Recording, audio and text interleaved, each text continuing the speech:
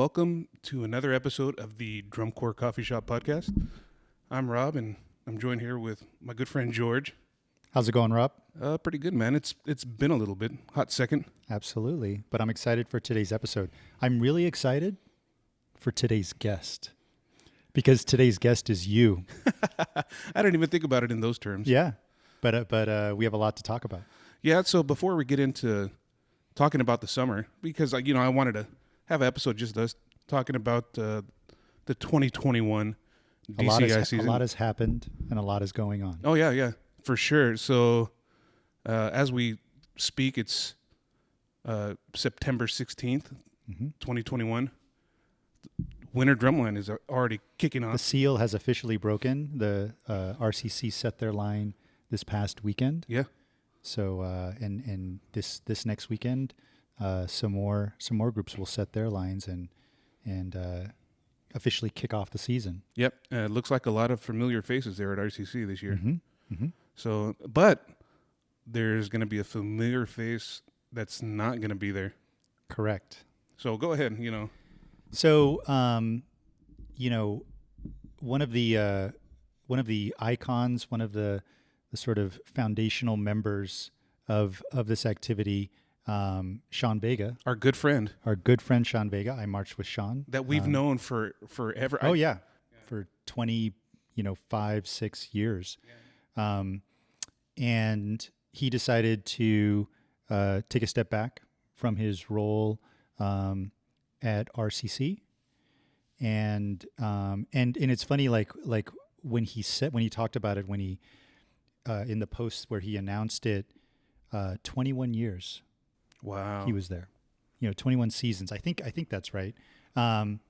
Which is a lot. Yes. And I know that eventually we hope to have Sean on the podcast at some point. That would be fantastic. But something that since we have a reason to talk about him, I wanted to say something that I was going to say when we interviewed him, but we can always bring it up again, which is, Sean is known for a lot of things, and he's accomplished a lot in this activity. He had a lot of success as a player. He had a lot of success as a teacher in drum corps. He like I said, founded one of the elite groups in the winter activity. A foundational member of the SCPA here in Southern California. Of SCPA, yes. Absolutely. But the thing that I find most impressive about Sean, and this may sound kind of silly, but he has done all these things and has remained a really, really good guy. Yes, for sure. While doing it, which is not easy. Because a lot of times competition gets the better of us. We're all human. But I know from knowing a lot of the people that have gone through the RCC program that, especially like when I have somebody that I taught and then they make RCC and then I talk to them about the experience and all of that stuff. One of the things they almost always point out is how great a person Sean is and how inspirational he is, in that aspect, as far as being a really good reference, being a really good role model for these young men and women who are, growing up and trying to and becoming adults. Not only that, but also the ones that go on to be instructors. Correct. He's been a great role model for them as well. Yeah, and so kudos to Sean. Kudos to Sean for carrying himself the way that he's done, his entire, teaching career up to this point, and presence in the activity. He'll continue to be a presence, in his, in his job, working with Conselmer, yes. And Ludwig and all that stuff. So we're going to see him around, but, just thank you, Sean, for doing this, for going about this the way you have, yes. up to this point. And now he could be just a fan, like you and I. Yeah. Now Yeah. he gets to see what it feels like. Yeah. Hey, fun fact, I know you and Sean go back to the Blue Devil days back Yeah. in the 94, 95. Mhm. Prior to that, Sean and I were almost in my youth band drumline that I was in, the Sound Machine of the Inland Empire. Oh, nice. He was there for a couple rehearsals. Okay, but what instrument was he playing? He was playing snare back Yeah, then. Yeah. yeah. Because when he first, not a lot of people know this, but when he first came up to Blue Devils, he auditioned for snare Yeah. before he eventually landed on tenors. Before tenors, where was he at though? I've heard this story. He was on bass. Yes. Yeah. He was on bass. That's wild, huh? Yeah. Yeah. Yeah. Amazing how that works out, and literally the rest is Yeah. history. And I remember seeing him there at Blue Devils on quads. Mhm. And just thinking, dude, what's he playing quads? He plays snare. But yeah, he didn't end up doing the Sound Machine thing because I want to say he broke his wrist or something on a dirt bike accident just prior to, during the rehearsal time. But it's cool, And then I have a Mandela effect. Is that what it's called? The Mandela effect? Where I swear we marched together in RCC back when I did RCC in the 90s. But no, he never had marched there. But I was like, no, you're wrong. You marched there like 93. So no, 93, I was still in high school. The power of memory. Right. And it's funny, like I could remember old drum corps stuff, but I couldn't tell you what I did like last week. Oh, yeah. Yeah. So, but like you said, with that, we wish Sean the best, and hopefully one day we can get him on here. Yeah, and honestly, I'm really excited to see this new chapter with Tony Nunez over there stepping up and taking a bigger role creatively. Everybody knows Tony from the work that he's done with Arcadia all these years, and he's also very active with regards to uniform design, visual design, floor design, all of that stuff. So I'm sure that they won't miss a beat, but it'll be a little different. Yeah. It'll be a little different without Sean. But without Sean too, didn't they also lose Jim Wunderlich? And Jim Wunderlich decided to take a step back after being there for I forget what he said, 16 or 17 years. Yeah, it's going to be exciting to see. Yeah, and that sort of brings up something else that we can just touch on really quickly, which is I think everybody needs to remember that we've just come out of a pandemic. And well, let's not say come out of it because we are still we are on our way back. Knock on wood. Knock on wood.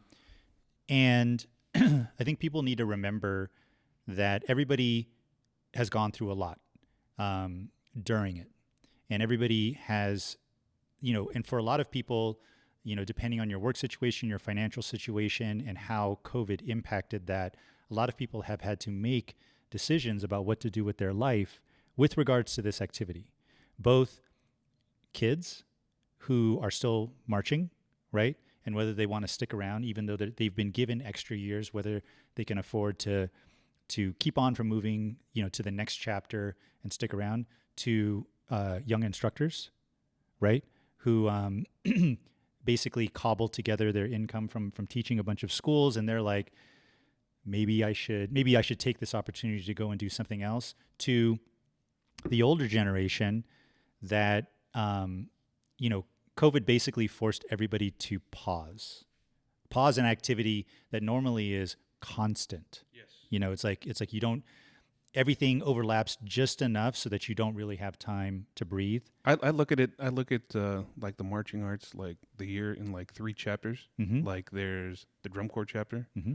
the fall high school band, chapter, and then there's the winter drumline chapter. Right. And then hit repeat, and then we're back at it. Exactly. And so there's very little time to stop. And COVID, I think, made a lot of people, it forced them to stop and think about life. And and all I'll say is my hope is that everybody coming out of it has made the best decision for themselves moving forward. But it's clear that a lot of people have looked at their lives and looked at their priorities and decided, well, maybe this is a sign for me to either reinvest in what I'm doing or move on to a new chapter. Yeah, for sure. Well, let's give a cheers to a happy comeback that hopefully that'll continue, right? Can watch and continue. Yes, correct, and we can get back to where we were prior to all this with the competitions and everything. Mm-hmm. So and with that, let's let's move right along. But I want to take a second to give a thanks to everybody has watched and listened to all of our podcasts. Yep. I know we've actually we're in the thousands. Checking the stats on the audio downloads, we're like almost 6,000 for the episodes that we've had. YouTube, each one gets probably close to about 1,000 views, which is cool. It's interesting, and like we've said before, feel free to drop comments. Absolutely. If you have any questions or anything you guys want to say regarding our episodes, and give us a review on whatever podcast audio form you're watching on. I know the Apple Podcast, you can leave a review, and it's always cool to see that stuff. I always check. Yeah, I mean, it's nice when it can be a conversation, that we have with the audience, and that the feedback, whatever feedback we get, is great. It's information for us, in terms of understanding how this is being received. Yes. Because we don't even need the mics. We could literally sit here and talk about this stuff on our own For hours. Yes, for hours. So, but hopefully the community finds it interesting. Hopefully people find that it contributes. And hopefully you guys get a good laugh every once in a while. Yeah. At my dad jokes that I try to throw in there. But yeah, so with that, let's go back in time to the beginning of summer. Okay. Last we left off prior to this year was 2019. Mm-hmm. The 2020 season that got canceled. And then even going to 2021, it was like the big unknown of what's going to happen. Right. Kind of like starting and stopping. Yeah. So I know there was a lot of regional activity prior to the DCI celebration week that they had in Indianapolis in August. Mm-hmm. So, we had the shows here, and we were fortunate enough, at least I got to go to the show that was in Doherty, and I got to see Pacific Crest, mm-hmm. Gold, Golden Empire, and I want to say that was it, right? Or am I forgetting somebody? No, I think you're right. I think that was it. Yeah, and kudos to them for going out there and in this shortened season. And I know like Golden Empire, they just did the Southern California shows, and that was their season. Mm-hmm. But I was super excited when Golden Empire was like the first one I saw in the lot, and they're from Bakersfield. For those that don't know, they're a small open class corps from Bakersfield, but don't let their size fool you. Mm-hmm. They throw down for sure. They have a really good staff there, really good people in that organization. Strong ties to the indoor, the indoor season through Bakersfield College and all of that. So, really good program. Yeah, Efrain Gutierrez, who's been on our podcast before, he's really built a good solid program there, along with everyone else who's there. A shout out to him. Gold, when I was at the Doherty show, they were kind of tucked away, so I only got to see a little bit of their warm up, but they were good. Yep. Pacific Crest, also good. I actually got to go to their preview show because my wife volunteered helping with their uniform crew this year, because my wife just wanted to be involved with drum corps somehow, so she volunteered, and it was nice to be able to go to their preview show and watch the line. I think I posted a couple videos, and even putting those videos together was weird because it had been so long. Mm-hmm. So I'm trying to remember how to edit, and I look at it, it's like, oh man, I could have edited a little bit better, but oh well, you live and you learn. So yep. Yeah. But so we had the Southern California shows. Yeah, and I got to go to the Rose Bowl show, and saw a little bit of Golden Empire, but mostly I watched Pacific Crest, and they were great. They were great this year. What I know is, regardless of whether any of these groups did a quote unquote like full tour, like actually went to Indy, or if they just did the Southern California thing, just getting up and going, I'm sure, was this huge monumental undertaking. But they wanted to provide some kind of good experience, for the kids, so the kids didn't have to wait yet another year to do it again. So hats off to all of them for pulling it off.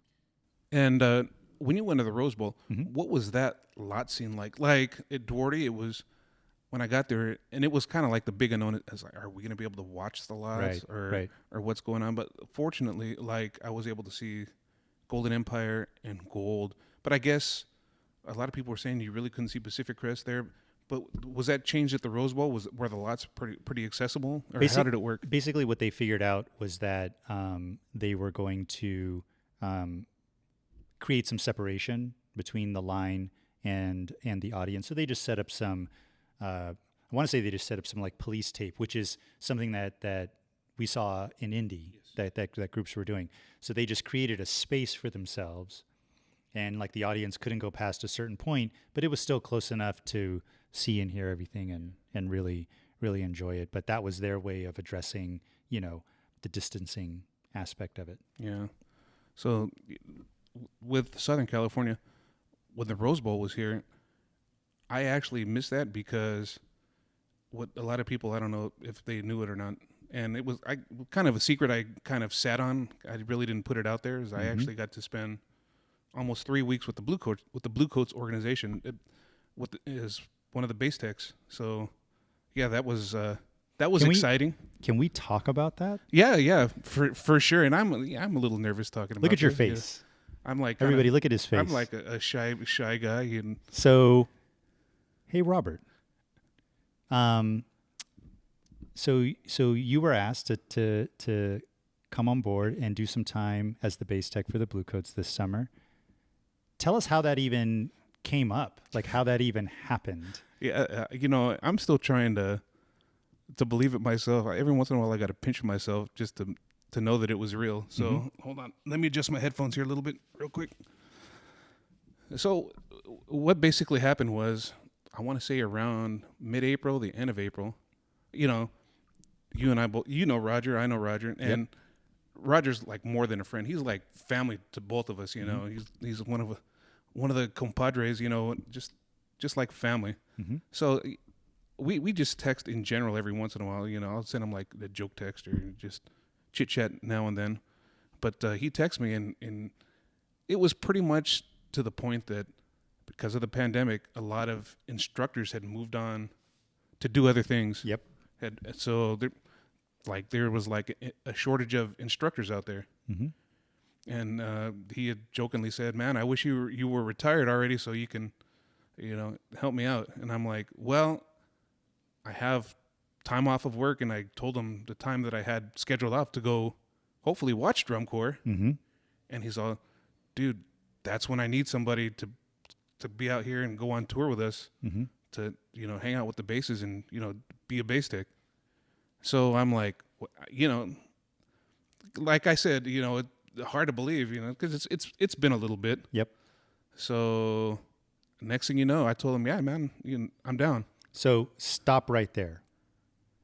We're talking about the Blue Coats. Yes, the Blue Bangers. Yes, the Blue Bangers. We're talking about not just the Blue Bangers, but the bass line, right? Like, literally, consistently one of the top bass lines in this activity. You get asked to teach them. After not having, even thought about doing something in that realm for how long? Like decades? It's been a hot second, and I will tell you right now, there's an anxiety story that'll come up during all this. Yeah. But yeah. I mean, so even just having this little back and forth with Roger, and then all of a sudden it becomes real, what goes through your mind? Like I said, I didn't tell anybody. I think you were like the only one that knew besides my wife and maybe Phil Watt. Phil Watt's a friend of ours. What's up, Phil? What's up, Phil? He marched the Velvet Knights back in like the late 80s. He marched there like 15 years or something. Yeah, he marched forever. But, he's a good friend of mine, and we pretty much talk every day via like Facebook Messenger. But I'm like, "Dude, you're not going to believe what happened." So, I send him, I tell him about the text, this opportunity, and he's like, "Dude, you got to do it." And then this was even before I told you, because like I said, I don't know why. I'm kind of shy, believe it or not, a little bit. So it's like I just didn't want to put it out there because, let's face it, there are haters out there. Sure. And I don't know. I just didn't want to get hated on. Okay, but separate from that, once the sort of the dust settles on, whoa, this is like what an incredible opportunity, right? Beyond incredible. Beyond incredible. But then the reality hits of, oh wait, I'm actually going to have to do this job, Yes. right? So you didn't get thrown into the fire immediately. What was your first actual like time, like, okay, because they did some virtual stuff, correct? Correct. Was that your first official time? Like, oh, okay, like here's the line, you and John Luvera, who was like the primary base tech. And then Zach Gruss. Zach Gruss was the other one. He's an incredible guy. Yeah. And Zach, you actually, did some online learning Yes. with the group. Was that your first time actually having to, step into that role Yes. of being the tech? Yes. So how did you handle that? It was the beginning of May is the first virtual camp that I did on Zoom. And so, like, just thrown into the fire. Yep. And the Zooms would always start off with, like, a group warm-up, which is, it's kind of weird doing on Zoom, but everyone's in. And, Yeah. Zach Wilson would be the one leading the warm-up, and they'd go through the warm-up packet and play it. And from there, we'd break into subs. And so that first sub, I got to meet everybody. I'm nervous. I'm still get kind of nervous talking it. But luckily, unlike our era, the guys nowadays are super cool and not and a little bit. You mean the members? Yeah, the members. They're like Yeah. friendly. Like if it was our era, Were there'd you be at like all- a lot of shade. Were you at all concerned about how you would be received? Oh yeah, for sure. Because I'm like, hey, it's the coffee shop guy. Right. Yeah. Sure. Yeah. Sure. But dude, John Luvera, that guy is amazing. He is the bass guru, and he was so welcoming. And the bass line, those guys, they were all super welcoming with me, And John was like, "Dude, right on, man. We get some great ears from an era that, it's a little different than ours, so it's like new to them." So, Right. Right. But it was cool, We'd sit there, go through the Zoom thing, and it was going back into it. It was a little nerve wracking because at first, I'd make a comment and I'd make the comment and be like, okay, like kind of questioning it. And Sure. it's like, at the end of that first one, John's like, dude, Rob, let me give you some advice, man. Dude, if you're going to give a comment, just give it, and don't question it. You just give your comment and, if it ends up being something different, then we'll figure it out there then on Right. the end. Yeah. Do you feel like, because obviously I'm sure you were a sponge for all of the information that was being tossed about. Yes. Was that tough? Was there a big learning curve there? Were you like, this is what we're thinking about, or were you like, oh, you know what, this isn't that bad. Like it's not that much different with regards to, there being this connection between like when you marched and now. I don't think it's so much different. And in fact, going in, there had been things just in baselines in general that I've seen that like I'd wanted to address on my end that I didn't see the lines doing. That like sound quality. I always wanted to see better sound quality out of today's lines. And I'm not knocking anybody. It's just it's different, The technique's different. And I'm not trying to take technique or anything, but it was like I wanted to see what John had going on and just try to add on that. And I'm not trying to change anything by any means, because that's not my purpose or job. It's Sure. I just wanted to get them playing good and sounding good, Right. Right. But yeah, it was a lot of just being a sponge, and the teaching wise, the techniques are very different than prior to our. I don't want to say very different, but like.